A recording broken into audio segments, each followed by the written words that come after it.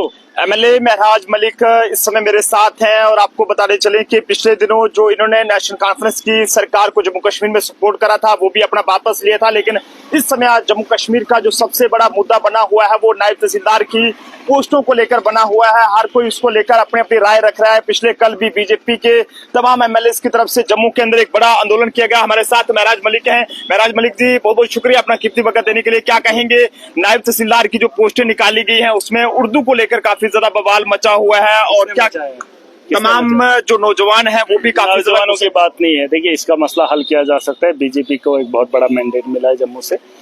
LG के होते हुए आपको लगता है कहीं कमजोरी हो सकती है? बीजेपी वालों को बता दीजिए, ड्रामा बंद कर दीजिए, खेल खत्म कर दीजिए। अगर आप एलजी के होते हुए, मोदी के होते हुए जम्मू के साथ इंसाफ नहीं कर सकते, फिर आप इस्तीफा जल्दी दे दीजिए, बहुत जल्दी दे दीजिए। अगर स्टेट आ गई फिर आपकी नहीं चलेगी सच में। अगर मुझे लगता है आपको थोड़ी बहुत शर्म है तो एलजी से जाकर मोदी जी से भीख मांगकर, अरे मैं कह रहा हूँ हो जाएगा। अगर ये खाली एमएलए ड्रामा करने की क्या जरूरत है? जब JKSSB में स्कैम हुआ तब नौजवानों को पीट रहे थे, इनके ये दरवाजे से बाहर आए। आज दरवाजे से बाहर एमएलए बन गए, प्रोटोकॉल में आएंगे, नारा लगाएंगे, नीचे फर्शी बिठाएंगे। अरे जब हमारा नौजवान सड़कों पे पिटता था, गर्मी के मौसम में पसीने में नहल कर, पुलिस उनको डंडे मारती थी, इनकी जुबान नहीं खुलती थी। आज 70 पोस्टें हैं, इतना ही बोल दो, 30-30 कर दो, 30 जम्मू में, 35 जम्मू में, 35 कश्मीर में दे दो। ये कौन सा बड़ा मसला है? आप बवाल करने की ज्यादा खुजली हो रही है। अरे स्टेट के लिए लड़ो ना, जिस स्टेट से परेशानी हो रही है। आप भी परेशान हो लेकिन मुंह नहीं खोलोगे, जल जाओगे लेकिन बल नहीं जाएगा आप लोगों का। ये तरीका अच्छा नहीं है। देखिए, लोग परेशान हैं। अभी जम्मू के लोग आपको अच्छे से नहीं समझे हैं, वरना 28 आपको नहीं मिलती। अगर तुम्हारे ड्रामेबाजी कामयाब है आज तक, लेकिन आज के बाद जो नौजवान आपको सोचेगा समझेगा वो तुम्हारे साथ खड़ा नहीं होगा। आप प्रोटेस्ट करो, लाखों लोगों का मैंडेट आपने लाया। सिर्फ बीजेपी के लोग प्रोटेस्ट करें, उनको घर में जाकर वहां से उठाकर प्रोटेस्ट पे बिठवाओ, उनको भागने मत दो। गर्मी के मौसम में पसीना निकले उनको, और वो मांग एलजी से करें या सरकार से करें, लेकिन वहां से भागने मत देना। और नौजवानों को लाएंगे फिर बोलेंगे हमारे पीछे बैठो और नारे लगाओ। नहीं, तुम्हें लाखों लोगों ने मैंडेट दिया, अकेले बैठो, कार्यकर्ताओं को लाओ, नौजवानों को इसमें मत लाओ। अगर 28 एमएलए जम्मू के लिए बेहतर नहीं कर सकते फिर नौकरी कुर्सियां छोड़ दो और आराम के साथ। स्टेटहुड को रिस्टोर करना इस समय कितना जरूरी है? ये बहुत जरूरी है, बहुत। उसके लिए तो मांग करेगी नहीं बीजेपी के लोग यहाँ के ड्रामा कर रहे हैं, लेकिन बोलेंगे नहीं। अगर उसके लिए लड़ेंगे तो पूरे आवाम लोग खड़े हो जाएंगे, लेकिन ड्रामा करने की भी हद होती है भाई साहब। आप ड्रामाबाजी बंद कर लीजिए और जम्मू कश्मीर की बेहतरी के बारे में सोच लीजिए। आपके बस की बात नहीं, आप कुछ भी नहीं कर सकते। ये भी कहा जा रहा है कि अगर स्टेटहुड अगर रिस्टोर होता है तो इलेक्शन जो है वो दोबारा से होंगे जम्मू। मैं कहता हूँ ये तो वही है ना, मोदी जी कह रहे, बीजेपी वाले कह रहे, ये कुछ भी कर सकते हैं, लेकिन नायब तहसीलदारी के लिए हंगामा करेंगे। पहले क्यों करेंगे? वही तो मैं कह रहा हूँ, ड्रामा क्यों कर रहे हैं? जब इनको पता है स्टेट जब हम देंगे, कौन देगा? मोदी। इलेक्शन कराएगा मोदी, अपनी मनमानी से कराएगा, जो मर्जी आएगी सो करेगी बीजेपी। लेकिन जम्मू के लोगों को जब मांग कर रही है फिर लाएंगे नौजवानों को, बिठाएंगे धरनों पे, बेवकूफ बनाएंगे। बेवकूफ नहीं, आप सक्षम हो, देश के अंदर तुम्हें ताकत है, और अगर देश के अंदर लेने के लिए तुम्हारे पास फैसले हैं, सारी चीजें हैं, फिर नौजवानों को सड़कों पर लाकर जाहिल क्यों बना रहे हो?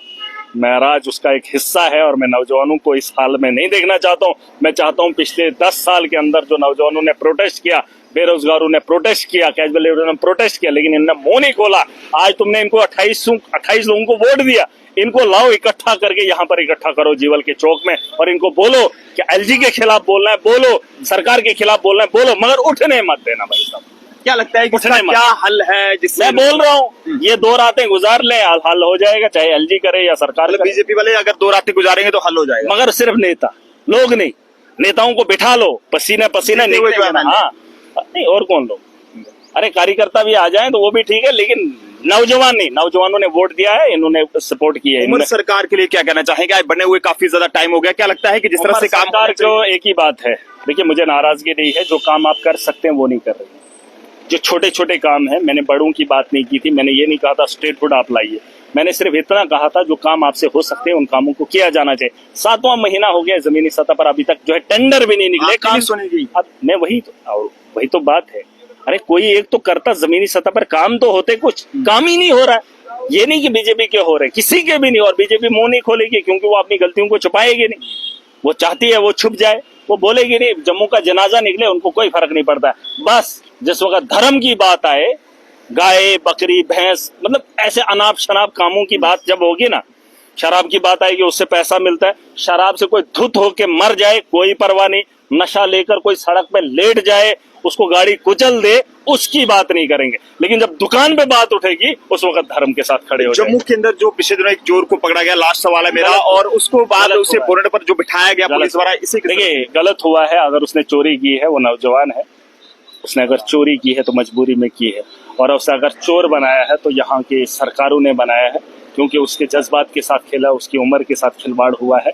हो सकता है उसकी मजबूरियां हैं, उसकी मजबूरियों को समझना क्या लगता है कि मेन डीलर्स को पकड़ना चाहिए? उसका कसूर नहीं है यार। आप अगर यहाँ पर बैठे हैं, मैं समझ सकता हूँ कोई वजह है, मैं अगर यहाँ पर बैठा हूँ आप भी समझ सकते हैं कोई वजह है। कोई नौजवान, हाँ अगर होशो हवास में नहीं फिर नहीं कह सकता हूँ, लेकिन अगर होशो हवास में एक नौजवान कोई चोरी कर रहा है तो मजबूरी है, उसकी मजबूरी को समझना है। जिस तरीके से आपने देखा होगा पिछली बार भी किसी ने चोर को पकड़ा था, उसके जो है बाल और मूछें काट दी थी, गलत किया था।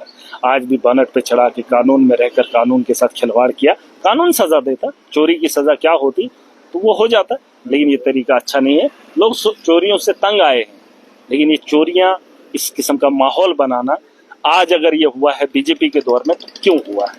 बेरोजगारी का आलम है, पढ़ा लिखा तबका ज्यादा है, कहीं न कहीं परेशानी है। तो ये इसका कसूरवार वो नौजवान नहीं है, इसका कसूरवार महराज है जो पॉलिटिक्स में है, जो सियासत में है, जो इक़्तिदार में है।